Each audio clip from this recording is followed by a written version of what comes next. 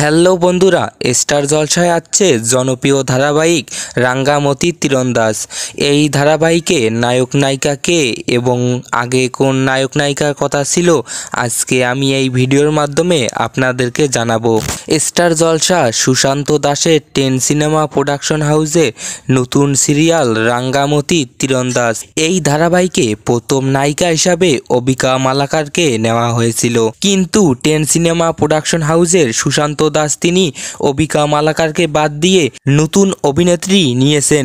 এই নায়িকা মনীষা মণ্ডল ছিলেন একজন জনপ্রিয় মডেল, তবে মডেল জগৎ ছেড়ে এখন তিনি অভিনয় জগতে আসতে চলছে। এই ধারাবাহিকে নায়কের চরিত্রে অভিনয় করবেন নীলনকুর মুখার্জি। এই সিরিয়ালটি দেখার জন্য কে কতটুকু এক্সাইটেড কমেন্ট করে জানাবেন। বিনোদন জগতের সকল আপডেট ভিডিও সবার আগে পেতে চ্যানেলটি সাবস্ক্রাইব করুন, পাশে থাকা বেল আইকনটি অন করুন। ধন্যবাদ।